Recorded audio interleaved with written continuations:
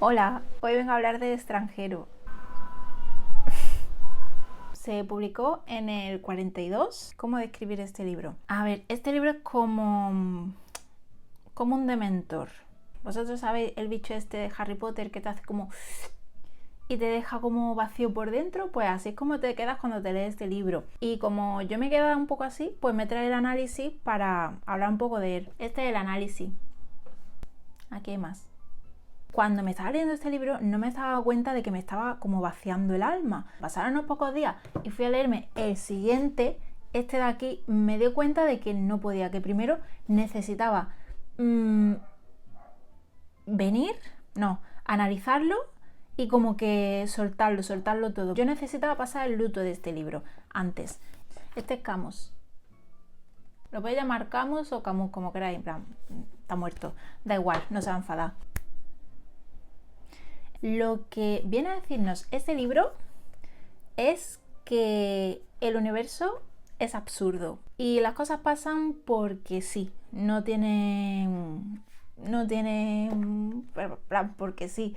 No hay lógica detrás de por qué te pasan en la vida las cosas que te pasan, ¿no? Al final, este hombre escribe el libro este durante la Segunda Guerra Mundial y es así como muy pesimista, ¿no? ¿De qué sirve? ¿Cuál es el propósito de la vida del ser humano? Tal.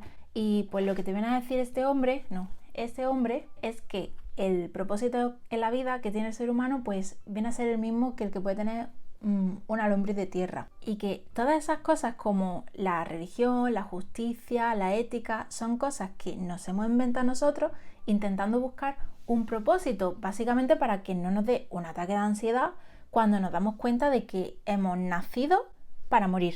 Y este protagonista de esta historia se da cuenta de eso y todo el mundo se le echa encima. Esta historia trata de un juicio. El protagonista, que tiene Asperger, mata a una persona, pero no porque tenga Asperger, sino porque sí, porque el mundo es absurdo, porque hace calor. Le mata básicamente porque hace calor. La víctima, el muerto, saca un cuchillo y le refleja en la cara y como que el sol le deslumbra y a este hombre le molesta mucho el sol y entonces pues dispara, ¿vale? Es una muerte tonta. Le juzgan por eso, pero también le juzgan por su forma de ser, por no creer en la religión y por ser raruno, por no adaptarse a las costumbres sociales. Y bueno, los mecanismos que utiliza Camus en este libro son muy buenos y me han parecido súper interesantes, así que pues lo he traído. El primero es el punto de vista. El narrador que utiliza es el narrador protagonista. ¿Cuál es ese? Pues cuando nos están contando las cosas desde el punto de vista como si estuviéramos en la cabeza del protagonista, como si el protagonista nos contase las cosas. Y eso es súper interesante porque este personaje es el tipo de personaje que solo se puede entender y solo podemos empatizar con él cuando tenemos un narrador protagonista. Como toda la historia está narrada de un estilo totalmente plano, sin emoción, vemos las cosas como las ve él. Este tipo de protagonista es súper bueno cuando queremos que el lector empatice con un personaje con el que es muy difícil empatizar o cuando es muy difícil ponernos en su lugar. Por ejemplo, pues en este caso, cuando parece que el personaje principal tiene Asperger. Hay un libro que se llama La historia de un ciego, de Tanizaki, en la que el protagonista también es el narrador. ¿Qué pasa? Que el prota es ciego. Nos está contando la historia y nos habla de un porrón de personajes que a lo mejor le caen bien, que les tiene cariño, que no. Y conocemos a mucha gente, pero como él nos cuenta la historia, nunca vamos a saber el aspecto físico que tienen esos personajes. Porque claro, la historia nos la está contando un ciego y vemos pues lo que ve el ciego, ¿sabes? Es súper guay. Esta historia sin un narrador protagonista no hubiese funcionado porque para empezar no la hubiésemos entendido. También está lo contrario, el narrador testigo. En esa historia, El Gran Gatsby, el prota es Gatsby, el que nos cuenta la historia, Nick. No pinta nada en la historia, no hace nada, simplemente está mirando ahí y ya está. Desayuno en Tiffany. La que nos interesa la historia es la Holly, el que nos cuenta la historia, el prota, tampoco pinta nada. ¿Qué conseguimos con un narrador testigo que no aporta nada en la historia? Es como una maceta ahí puesta. Conseguimos que el protagonista real sea misterioso. Y conforme más vamos leyendo la historia, más queremos saber sobre ella. Porque como está todo contado en segunda persona, es como te hacen mil preguntas porque te gustaría estar en la mente de Holly, pero no puedes. y sabemos solo lo que conoce el que está observando. Cómo el protagonista puede parecernos una cosa u otra dependiendo de cómo se narre la historia, y cómo una historia funciona o cómo una historia se cae dependiendo del narrador. Otra cosa que está súper guay que utiliza, la trivialización, ¿vale? ¿Qué quiero decir? Que en momentos de mucha tensión comenta detalles que no tienen importancia. Esta es la parte en la que el prota mata al árabe. Fíjate en cómo describe esta escena. El gatillo cedió, toqué el vientre bruñido de la culata y ahí fue, en el ruido a un tiempo seco y ensordecedor, donde todo empezó. Me sacudí el sudor y el sol. Comprendí que había destruido el equilibrio del día, el silencio excepcional de una playa donde había sido feliz. Entonces volví a disparar otras 4 veces contra un cuerpo inerte donde se hundían las balas sin que se notase. Y eran como 4 golpes breves con los que llamaba a la puerta de la desdicha. Esta es la escena con más tensión en toda la historia, porque está matando a una persona. Y se fija en un detalle trivial, como que tocó el vientre bruñido de la culata, se sacudió el sudor y el sol, y en que las balas se hundían en el cuerpo inerte sin que se notase. No se comenta ni cómo se siente la víctima, a lo mejor por la cara, la expresión de la víctima. No se fija en lo que sentía el personaje principal. Simplemente se fija en pequeños detalles a lo largo de la escena. ¿Y qué conseguimos con eso? Si el lector siente el más pequeño hilo de tensión en la historia, el autor va y lo corta. Otro aspecto que me parece súper guay, en plan, me extraña cómo no se ha caído la historia, cómo consigue Camus que la historia funcione y que no se caiga a pesar de que le falta algo que es súper básico. Cuando tú quieres contar una historia necesitas a un protagonista o varios que tengan una meta. ¿Y la trama de qué trata? Del camino que tienen que recorrer y los obstáculos a los que tienen que enfrentarse para llegar a su meta. Por ejemplo, Romeo y Julieta, ¿cuál es su meta? Estar juntos. ¿Cuál es la historia? Pues que como la familia está en contra, van encontrando obstáculos que les impiden estar juntos. La vida enmascarada del señor Musashi, ¿cuál es su meta? Buscando a Nemo. Pues lo mismo, buscar a Nemo, y mientras te encuentras que sea el tiburón, que sea la medusa, que sí, ¿qué más? Que sea el acuario. Si Romeo y Julieta hubieran podido estar juntos sin más, o si el padre de Nemo hubiera cogido y se hubiera dado un paseo y hubiera traído al hijo de vuelta, sin tiburón, sin ballena, sin medusa, sin nada, pues no hubiera habido historia, porque qué rollo, ¿no? Qué aburrimiento. Y de la misma forma, si Nemo no se hubiera perdido, pues tampoco habría historia, ¿no? Entonces, un prota siempre necesita un propósito y obstáculos. ¿Qué pasa con esta historia? Que el prota no tiene propósito. Este hombre no quiere hacer nada en concreto con su vida, nada más que quiere ir a la playa, fumar y estar con su novia. A lo mejor tú dices, bueno, eso sí es una meta humilde, sí, pero cuando se encuentra un obstáculo, no lucha, simplemente se deja llevar. Él es como una hoja movida por el viento. Cuando el universo le lleva a una parte, pues vale. Cuando el universo le lleva a otra parte, pues vale. Con la mala suerte de que el universo le acaba depositando en la guillotina. Y él dice, pues vale. ¿Por qué no se cae la historia, aunque el personaje no tenga propósito? Pues yo creo que es porque simplemente nos está demostrando la filosofía de Camus. En plan, la estructura de esta historia no se trata de llegar a una meta, sino de darse cuenta de que el universo no tiene sentido. Y antes de explicar la ironía, porque se utiliza un montón aquí, es súper interesante, voy a hablar un poco de la simbología. Pues el primer símbolo que tenemos es el sol. El sol es el antagonista en toda la historia. ¿Cuál es el papel del sol y del calor?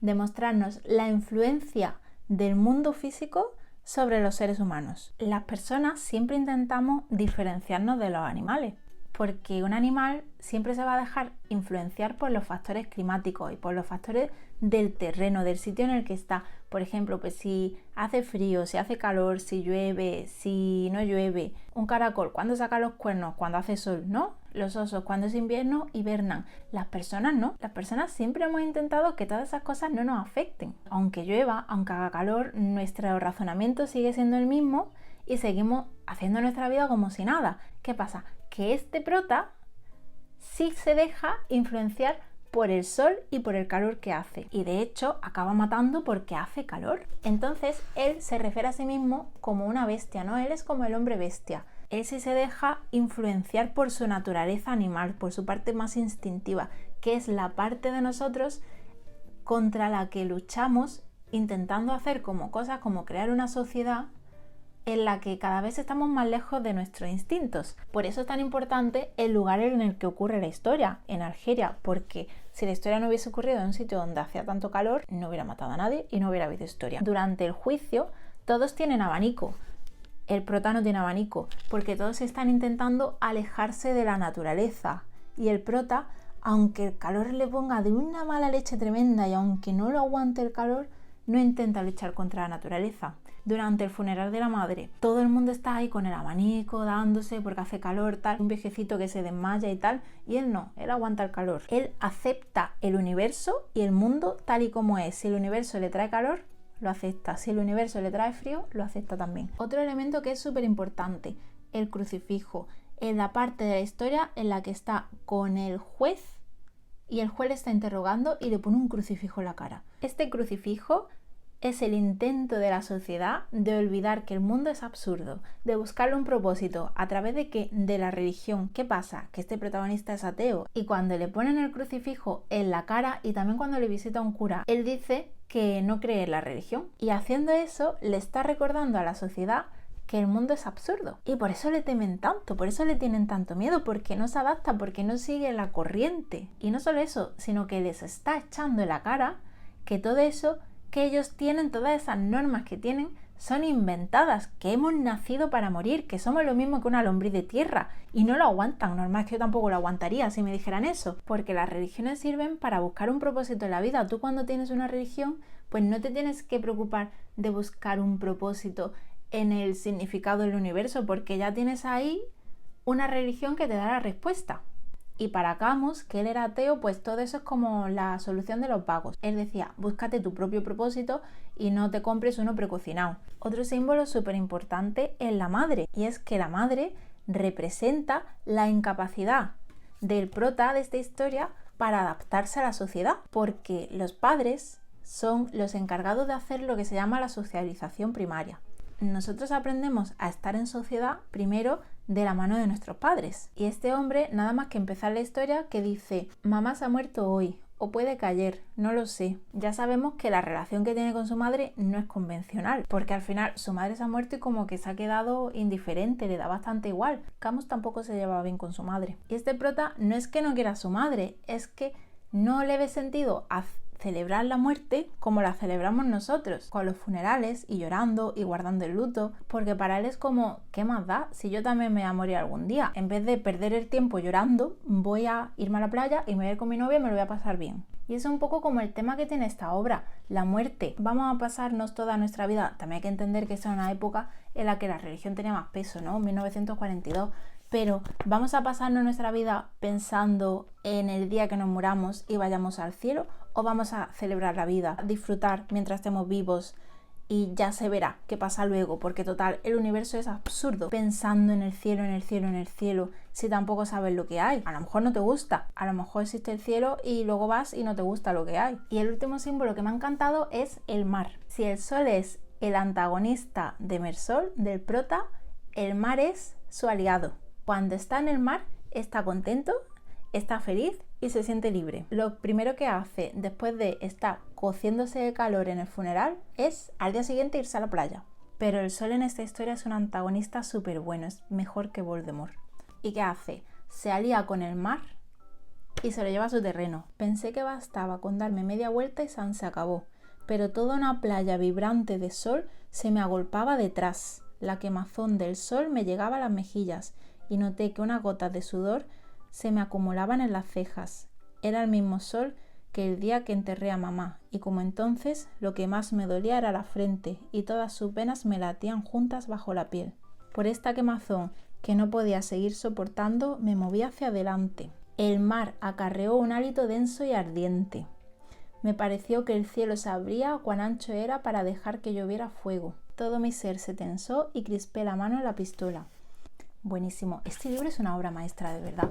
El mar le traiciona. En plan, perdón, el mar, donde él estaba siempre contento y feliz, coge y se alía con el sol. Se alía con el sol y le traiciona. ¿Qué es esto? Esto es una ironía. Que la única parte de la naturaleza que te proporciona paz y tranquilidad se alíe con tu enemigo. ¿Y qué nos quiere decir? Que la naturaleza es una hija de puta. por mucho que nos guste la naturaleza y por muy, no sé, bonita que nos parezca, la naturaleza siempre va a estar dándonos problemas, porque la naturaleza es cruel y absurda. Y este prota, que es el único que acepta la naturaleza, el único que no utiliza abanico cuando hace calor, que acepta que haga sol, que se rinde a la naturaleza, acaba siendo traicionado por ella. Y no solo eso, sino que al final del libro, cuando está en la celda, yo también me sentí dispuesto a volver a vivirlo todo, como si aquella gran ira me hubiera purgado del mal y vaciado de esperanza. Ante esta noche cargada de señales y de estrellas, me abría por primera vez a la tierna indiferencia del mundo, al sentirlo tan semejante a mí mismo, tan fraternal.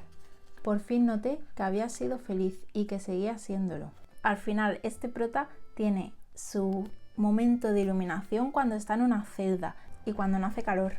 Rechaza la religión, rechaza la justicia, rechaza la ética, le da una paliza a un cura. Yo creo que es la forma más clara que tiene de rechazar la religión. El único momento en el que consigue la paz interior y en el que se siente de verdad feliz es cuando está en la celda en la que ha acabado gracias al sistema judicial. A todas esas ideas de la sociedad que él rechaza es como ha llegado a su momento clave, a comprender la verdad del mundo. El prota es ateo, pero gracias a que el juicio ha sido demasiado religioso, no ha sido un juicio justo, es como ha llegado a ser feliz, porque ese momentito de la celda es cuando él de verdad se siente pleno. Esa es una forma increíble de utilizar la ironía, porque el autor dice, este personaje no cree en nada de esto, pero esto es lo que el universo le va a dar. Como el universo es absurdo, va a morir por todas esas cosas en las que él no cree, porque sabe que son artificios. Pero es que gracias a eso es como va a encontrar la felicidad. Pocas veces me he leído una novela donde se utiliza la ironía de una forma tan enrevesada y tan buena. Y es súper bueno este libro, me encanta. Lo único malo es eso, que te deja así como mal por dentro, ¿no? Por lo demás, un libro buenísimo. Lo recomiendo un montón, ¿eh? Y bueno, muchas gracias por ver el vídeo, ¿eh? De verdad. Y ya está. Hasta luego.